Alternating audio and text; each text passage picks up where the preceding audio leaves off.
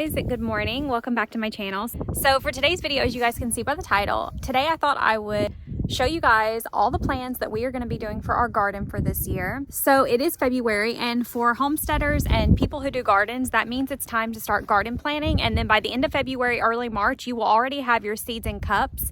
And so I thought that I would show you guys all of the planning that we've been doing leading up to now, because it's now mid-February, so we're getting really close to when we need to get our seeds started. And so I'm going to be doing that really soon. So we've been doing a lot of planning, Patrick and I. As you can see, this is actually where we did our garden last year. We have 5 beds here. We're actually going to be expanding this, and then we're actually moving it that way. And we're going to be building a really big garden right here. I'm so excited for that this year. We're expanding it. It's going to be bigger, better, and I'm really looking forward to it. We couldn't make the garden bigger than this last year. Oh my gosh, it's so cold.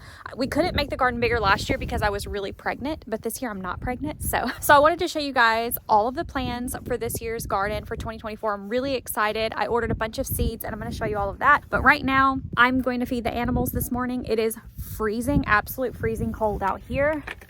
You can see I've got the horses and the chickens food. So I'm gonna go let the chickens out. It's just starting to get above 30 and the sun is out today. You can see I'm actually gonna let the chickens out and let them wander while it's a little bit warmer.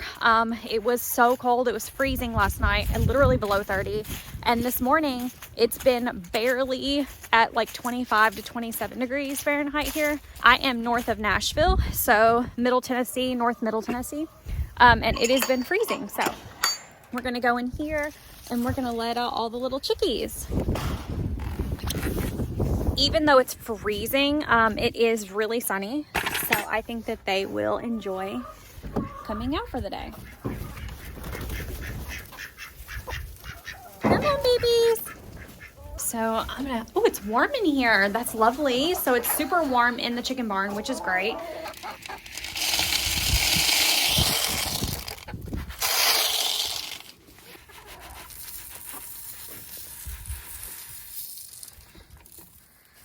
There you go. Everybody eat up.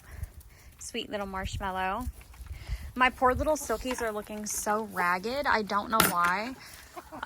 This one is like completely bald right here, but I can see the feathers are starting to grow back in. So I don't know if it was just a really bad molt or what. That one looks pretty okay except for the head. Not really sure, but we're actually taking them in the basement today. We're taking all the littles in. The 2 grays, this gray, these 2 littles, Marshmallow, be nice. And we're taking Belina in too, but she's in there sitting on eggs. All right, so the chickens are done. Now I've got to go do the horses. But like I was saying, we're actually, hi babies. We're actually taking the littles into the basement tonight because it is getting down to under 20 degrees. It's going to be around 18, 19 here. And that is just way too cold, especially because one of my littles is having a really bad molt right now and is like half bald. So he or she cannot stay outside. She cannot stay out in that. And actually we put the horses up last night because it rained and it was in the 20s, and that's just way too cold. That means the ground's gonna freeze and Honey's foot can't handle that. All right, so it is super wet, super muddy, just a freaking mess up here. You can see there's standing water in here. Not good. So I'm definitely not gonna let the horses out because it is gonna be freezing. It is freezing. It's so cold and Honey's foot just can't handle that. You made a mess. Oh my goodness, look, I got a lot to muck. Hi, baby. Hi, Millie Billy. Yeah, so I have a lot to muck and I'm gonna feed them, and I'm gonna do that right now. Whew, I'm winded. I'm gonna feed them and I'm gonna muck, and then we will head back in and do the garden planning.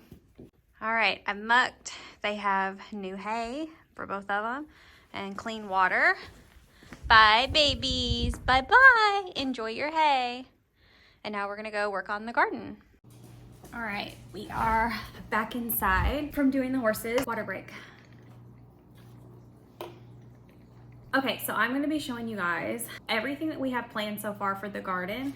I actually have new seeds to show you. I'm really excited about that too. I'm gonna show you guys everything that we've got planned. And I also brought to show you guys some things that we have grown in the garden from my downstairs pantry to show you guys everything that we have grown from last year and what I do with everything that I grow, so you guys can kind of see how we implement it, what staple items that we can't live without and things like that. So I'm definitely going to show you guys that too.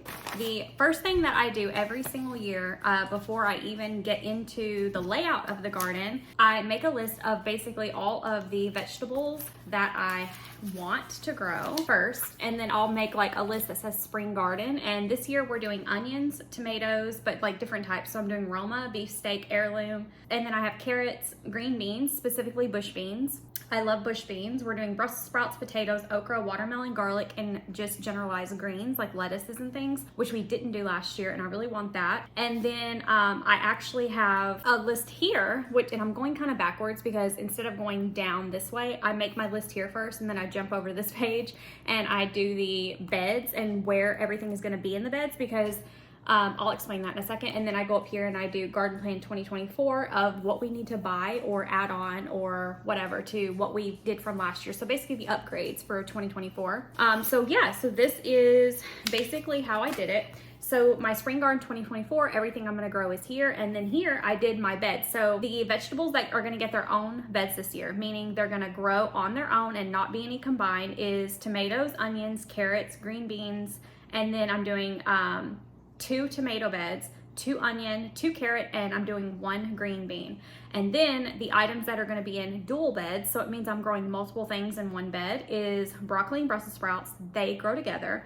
Bell pepper and okra, they grow really well together. And then I'm doing my pumpkin and watermelon in a bed together. And then the things we need to upgrade this year is our watering system. We have a really nice little watering system with like these black slow release hoses, and we kind of like snake them through the beds. We did that last year, but that was when we had 5 beds. This year we're shooting for 8 to 10 beds total. So if we do get 8 to 10, which is the goal, because we're basically doubling the size of our garden this year, I am hoping to get a better watering system, or we'll just have to buy a lot more snake rope. I don't know what it's called, because we'll talk about that later in the season whenever I film and show you guys how we're doing the beds. And then after I make my lists, which I've already done, once I do this, then I go through and I make a list of basically what seeds I already have that I used the year prior. So I actually have here, this is my last year planner list that I did of everything we were gonna grow. And then that is what I went off to make my 2024 list in my little book here. And then after I made all of the lists of what we want to grow, that is where we started working on the layout. So last year I actually used this app on my phone, but my printer's out of ink, so I couldn't print this off. But basically on my phone, I did a layout of last year's garden. Now, this did not work out. We did not have a garden this big last year. It ended up only being half the size, and that's what you actually see outside, which I showed you in the beginning. But this was the overall idea of what I wanted. Well, this year is a new year, and so I'm hoping to expand it, and this is what we have planned for this year. So this is pretty much the layout for the 2024 garden. You can see that I have the tomatoes, the onion, and basically we laid this out based off vegetables make good neighbors, and they make good neighbors next to each other, because some vegetables don't grow very well next to each other. They can be toxic to each other and things like that. So I actually have an app on my phone. I have a lot of garden apps on my phone, and I basically looked at the different vegetables, and I printed these off last year because this is a lot of the stuff. So like for tomatoes, it'll tell you what make good neighbors and bad neighbors at the bottom. I look at what vegetables we're doing, and then I make sure to work that into the garden layout. So tomatoes obviously are great together. And then tomatoes and onions are good neighbors. Tomatoes are one of the only things that onions actually grow well next to. So they're close to each other. And then carrot actually grows well with onions. So I kind of have my onions in between my tomatoes and my carrots. So I'm doing the beds side by side instead of like tomato, tomato, onion, onion. I'm not doing it that way. I'm doing it long ways, so it'll be tomato, tomato, onion, onion, carrot, carrot, because they can all be next to each other, and the onion is kind of pinched in between. And then I have broccoli and Brussels sprouts in this combo bed here, bell peppers or capsicum, however you call it, and okra. And then I have green beans in a bed to themselves. We actually decided to do double green beans because we grow so many green beans. These are actually my green beans I grew last year. We had a huge green bean harvest. We do bush beans, and I'm so excited to do more green beans this year because I only have about 5 or 6 of these jars left. We had, I think I had 30 maybe after the end of the season, which doesn't seem like a lot. You're like 30 jars, that's it. But that's actually really, really good for a green bean season. I only can in pint jars. That's my own preferred method because normally it is just me and my husband. Obviously now we have a baby, but when we did the garden, we didn't have him.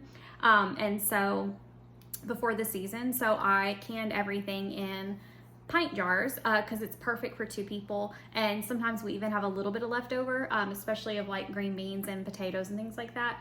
So that was a big one. Another thing is my bell peppers.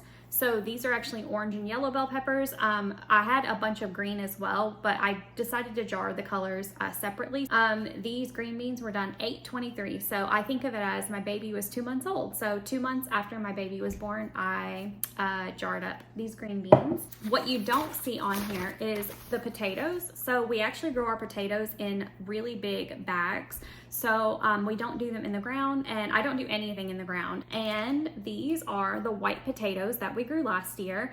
It looks cloudy, but that's just how potatoes are whenever you pressurize them in your can jars. So basically once you can them up, they are going to be kind of cloudy, but you can see once you rinse the liquid off, which I obviously do when I'm going to cook them, they're very perfect and they're already partially pre-cooked.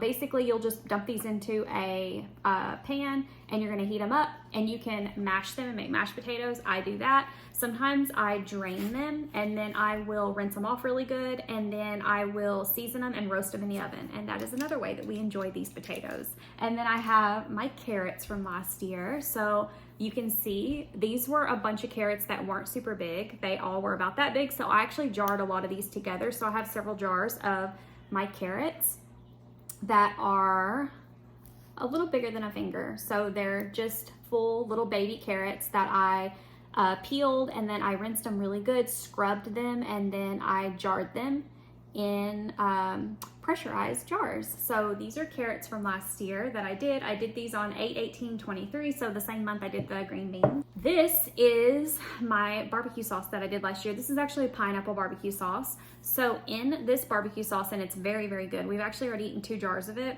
It's so good. But this barbecue sauce is done from my tomatoes from my garden from last year and my onions that I grew from last year. So my tomatoes and my onions, everything else that's in here, including the pineapple, I did not grow. But basically this is my barbecue sauce. And we have 4 jars of this left, only 4. I'm definitely making some more this year, no doubt, because it was so good. And the next thing that I brought up from the basement to show you guys, all these jars are so cold because we keep them in a cool, dark area on my pantry shelf. But this is my spaghetti sauce. So this is the my prized possession is my spaghetti sauce. It is so good. Obviously we use it for pizza sauce, lasagna, spaghetti, bolognese, anything we're gonna do, we use this sauce, and it's just so good.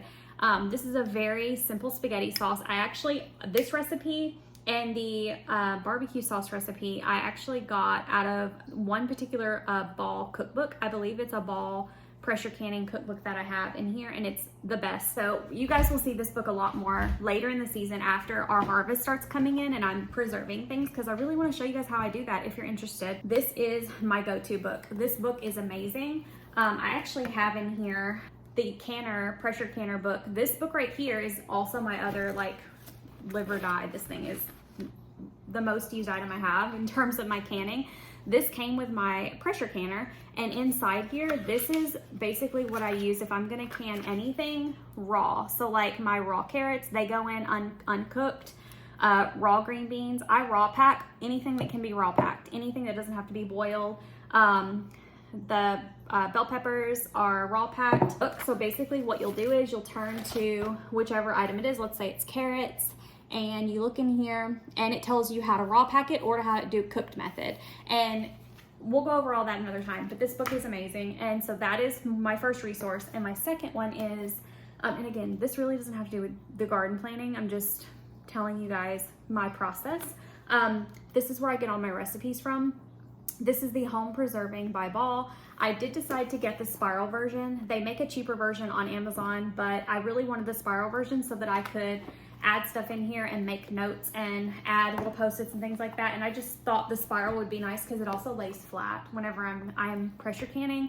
My hands are messy, usually sticky if I have to add sugar to something or salt or something. So it's just easier if the book can just lay flat. And I thought that might be helpful, and it was. So see here, for instance, to do pressure can oranges, I actually did a little post-it note from my little, from this little book. I pulled a note out of here and I put it in here. It says at 5 pounds pressure for 10 minutes for pint jars. So that is like a quick little thing that I added in here in my fruit section, just to tell me how to can oranges, because we actually did can a crap ton of oranges that we got last year. So this is the tomato section. It's absolutely beautiful. It's such a good book. It's just so beneficial to have, in my opinion. So this is actually the tomato sauce recipe that I do for my spaghetti, although I do add things and make it my own.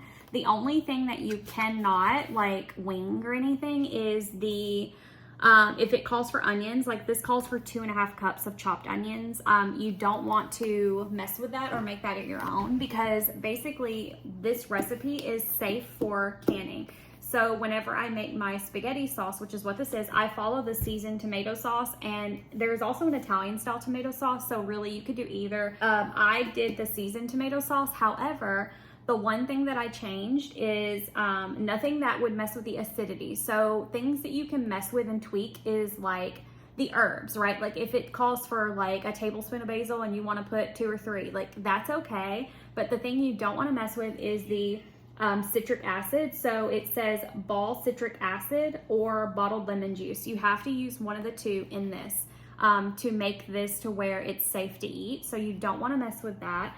And then also the 2.5 cups of onion, because onions are going to affect the acidity. So you can't leave onions out of the recipe. That's just part of it. It is what it is. And so that's really important to remember. Luckily, tomatoes are naturally acidic.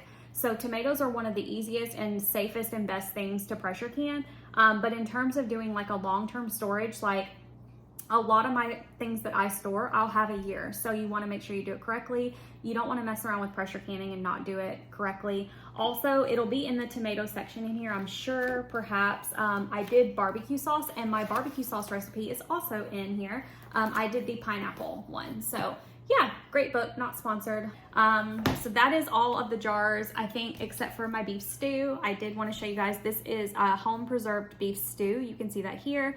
I actually showed you guys my beef broth that I actually siphoned off of this I had a big pot of this. Now this does have my homegrown onions, homegrown potatoes, and homegrown carrots in it. The only thing that is not mine is the beef, obviously. But this is like 75% homegrown from last year, so that's really exciting. All right, so this is my other planner that I use whenever it comes to garden planning. I think this is the cutest thing ever. I get all my planners at TSC because they have really good deals in the spring. All right, so seeds. So last year, I'll just show you really briefly some of the seeds that I used for last year. I get these off of Amazon, most of these. Some of them came from stores, but most of them are from Amazon. These were cherry tomatoes I did last year.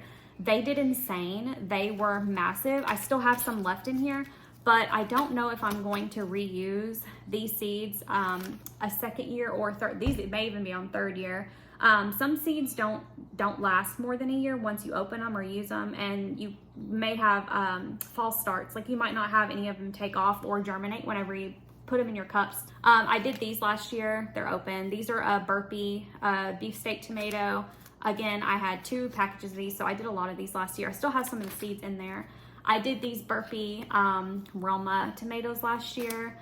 These are the Brussels sprouts that I did last year, and we did not have good success with this because I did not fertilize. We do an organic garden, and so we don't use any chemical fertilizers, but I actually got a fish and seaweed fertilizer by Neptune's for this year, so fingers crossed that fertilizer makes my Brussels sprouts pop, because Brussels sprouts and broccoli really struggled last year. We did not do cucumbers. This is the broccoli we did last year, but it did not turn out well because, again, didn't fertilize. This is the basil that I grew last year. That is in my spaghetti sauce. These are the Burpee sweet peppers that I grew last year, which we canned a lot of. I did not do, now this is onion seed. I bought this, but I did not use it. The growing onion from seeds, it's a whole thing. Google it. It's just, I'm not even talking about it because it's so stressful to me. I'm doing onion starts. So you go, I get them at TSC, but I mean, you can get them probably anywhere. I don't even know where else to get them, but basically they're already started they're already started onions. I do red onions and yellow onions, and basically you get them when they're about this big and the stems are like this tall, and you plug them. They're basically onion plugs or onion starts. I'm doing that this year because they worked beautifully, and we had so many onions last year from doing that. Seed, I just can't do it. I'm not there in my life yet. So and then these are just some herbs that I grew last year. This is Neptune's Organic Harvest Fertilizer. It's the Organic Neptune's Harvest Fertilizer. It's a fish and seaweed basically fertilizer that's a liquid. It smells horrible, but you mix like a capful in a gallon of water, and then you water your garden, and it's supposed to be a really, really good hydrolyzed fertilizer. So I got that for this year for my broccoli and my Brussels sprouts and everything else. But I wanted to show you guys all of the seeds I got. So I actually have like a little roll. If you notice, I did 2 different brand seeds last year for my garden because I never grow only one brand of seeds, mainly because I'm afraid of them not starting in the house and them all being duds or whatever, and then losing time, or them not being fruitful or successful. My aunt, my husband's aunt, I call her my aunt, but my husband's aunt actually, she did a garden too, and she got all of her seeds from Baker Creek Farms. It is an online seed place where you can go on and buy seeds, and I've never bought them online from anywhere like that. I always get some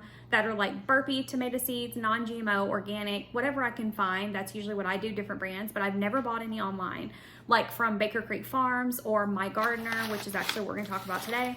I've never done that because I've always just been so scared of the seeds not starting. Well, last year, and I rightfully so, last year my husband's aunt started her garden. She got all of her seeds from Baker Creek Farms.